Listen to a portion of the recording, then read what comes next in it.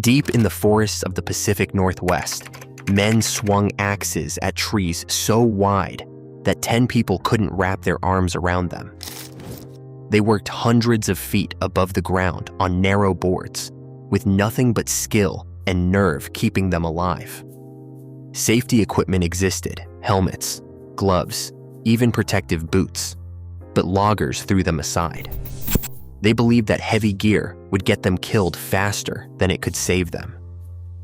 As America's timber industry boomed and forests fell at record speed, the question wasn't just how they work so dangerously, but why they chose risk over protection.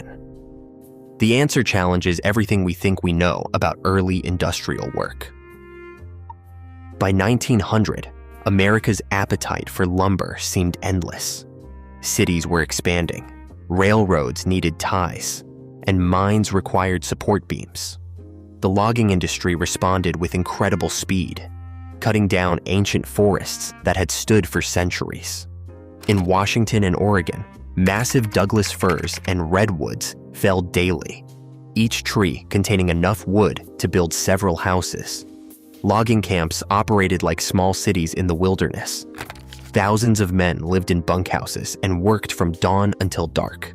Companies like Weyerhaeuser pushed their crews hard. A good camp could cut and process 1 million board feet of lumber in a single week. Speed meant profit, and profit drove every decision. The work moved in stages. Fallers brought down the giants with axes and cross-cut saws. Buckers cut the fallen trees into manageable lengths.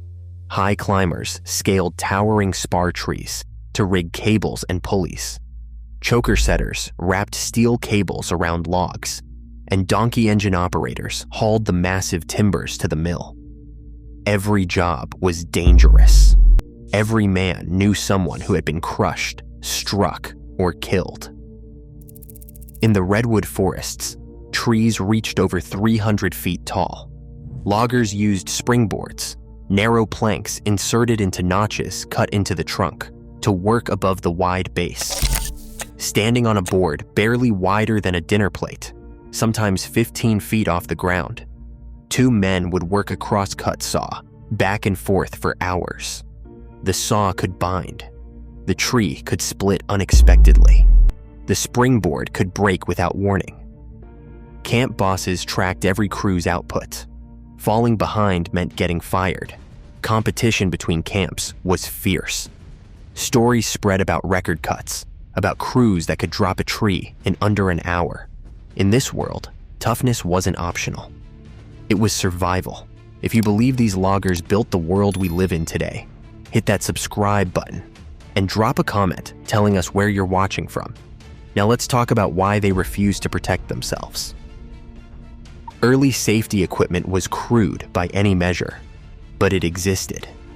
Hard hats made of leather or light metal appeared in the 1910s. Heavy leather gloves could protect hands from splinters and rope burns. Steel-toed boots began showing up in supply catalogs. Basic eye protection, simple goggles, or wire mesh screens was available for purchase. But the gear had serious problems. Leather hard hats weighed several pounds and sat hot and heavy on a man's head through 12-hour shifts. In summer, sweat pooled inside. In winter, the leather froze, stiff and cracked.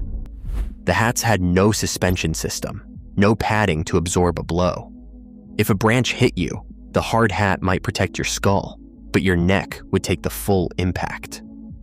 Leather gloves created their own danger. Thick enough to protect against splinters, they were also thick enough to dull a man's sense of touch. When handling axes, saws, and cables, feeling the wood and metal was essential.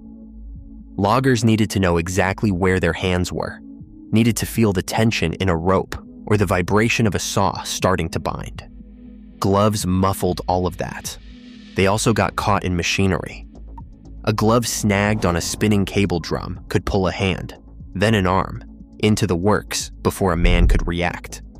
Steel-toed boots were heavy.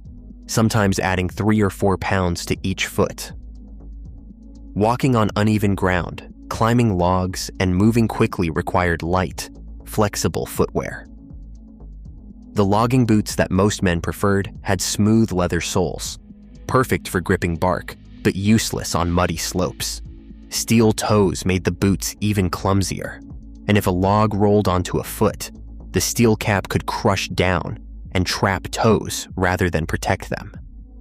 Eye protection was perhaps the most rejected of all. Goggles fogged up constantly in the damp forest air. They limited peripheral vision, making it harder to spot falling branches or swinging cables. Wire mesh screens were slightly better, but they still obscured vision and gave men a feeling of being boxed in, cut off from their surroundings. The gear wasn't just uncomfortable, it was genuinely dangerous in ways that weren't obvious to the people making safety recommendations.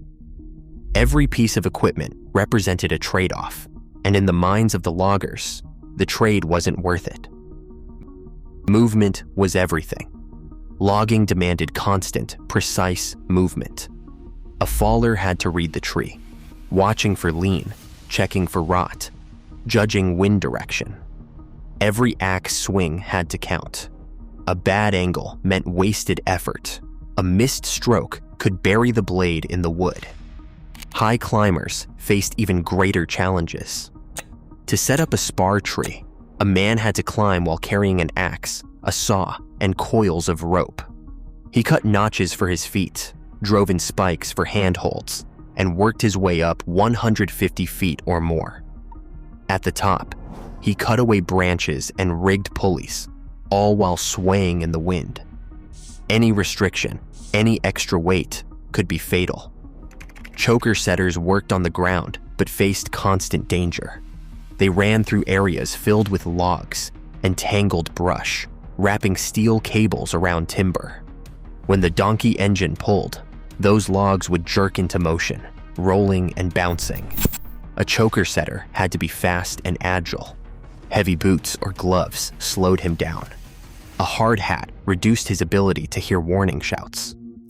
Buckers worked with cross-cut saws that were 10 or 12 feet long. The saw had to move in perfect rhythm, pulled by one man, then the other. Any interruption made the work harder and more dangerous. Buckers developed calluses on their hands that let them grip without gloves.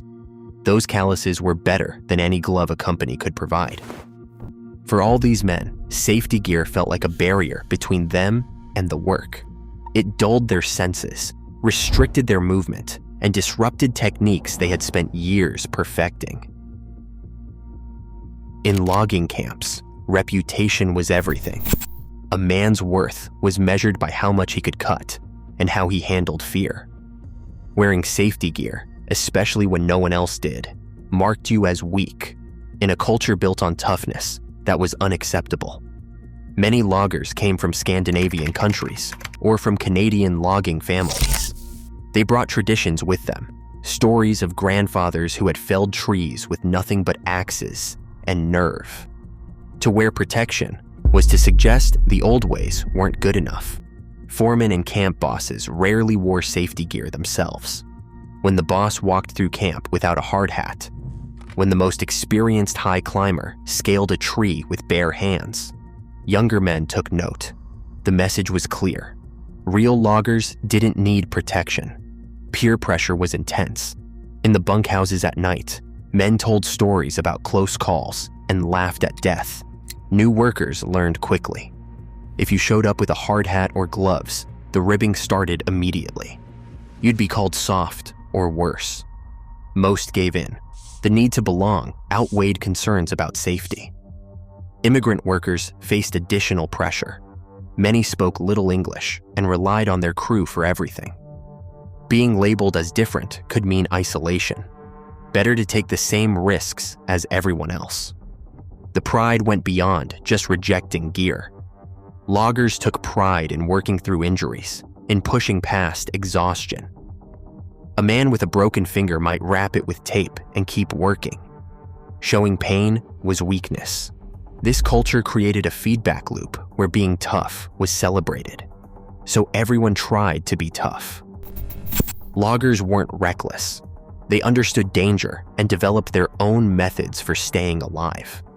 These techniques formed an unwritten code of survival. The most important rule was simple: watch everything. A logger learned to scan for widowmakers, dead branches caught high in the canopy that could fall without warning. He watched the ground for unstable logs. He watched other crew members for signs of trouble. Communication was life or death. Loggers developed calls and signals. Timber meant a tree was falling. Heads up warned of danger overhead. A sharp whistle meant stop immediately. Hand signals worked across distances. Fallers developed careful rituals. Before cutting, they studied the tree for several minutes, looking for lean and weak spots. They cut with precision and always planned an escape path. When the tree started to tip, both men moved together along a pre-planned route.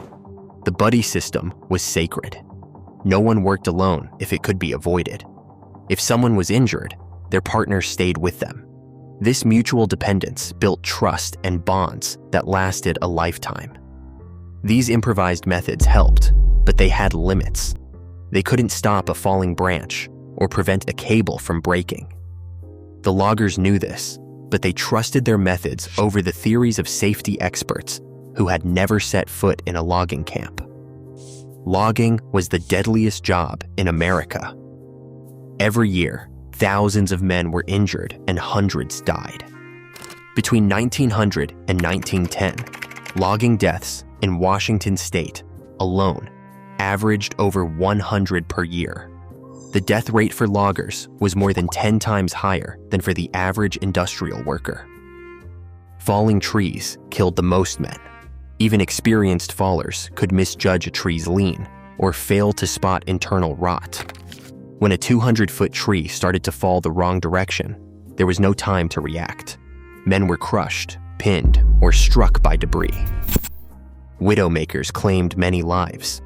These dead branches, sometimes weighing hundreds of pounds, hung loose in the canopy. There was rarely any warning. A man could be working safely one moment and dead the next. Cable logging introduced new dangers. Steel cables under tension held enormous energy. If a cable snapped, it whipped through the air like a blade. If a log broke free, it could roll downhill, crushing anything in its path. High climbing was perhaps the most dangerous job. Falls from 100 feet or more were almost always fatal.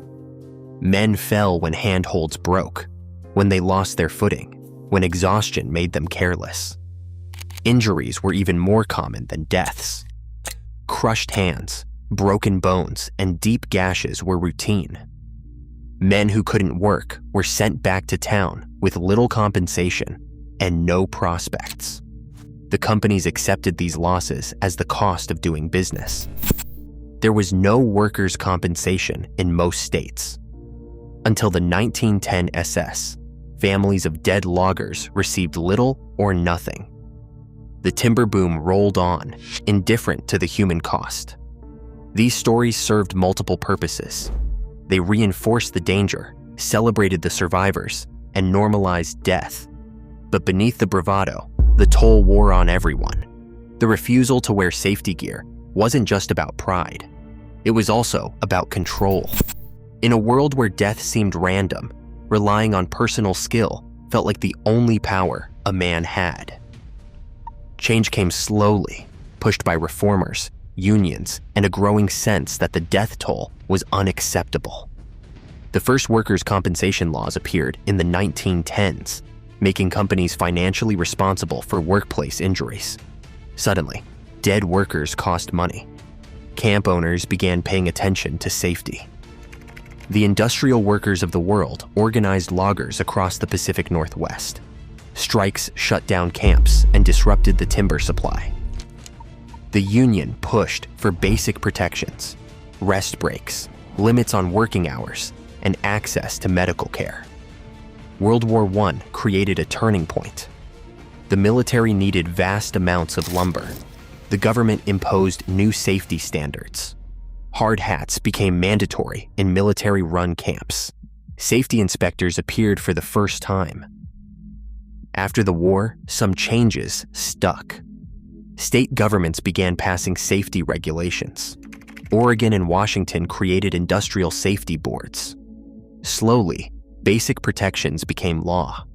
Technology helped as well. Gasoline-powered chainsaws appeared in the 1920s, replacing cross-cut saws. Trucks began replacing railroads for hauling logs. Better rigging equipment reduced the risk of catastrophic failures. But the culture changed slowly. Even as regulations appeared, enforcement was weak. Many loggers, especially older men, continued to reject safety gear. They saw the new rules as interference. It wasn't until after World War II that real change took hold. Veterans brought new attitudes, less willing to accept unnecessary risk. Unions grew stronger. Federal regulations expanded. By the 1950s, hard hats were standard. Chainsaw manufacturers added safety features.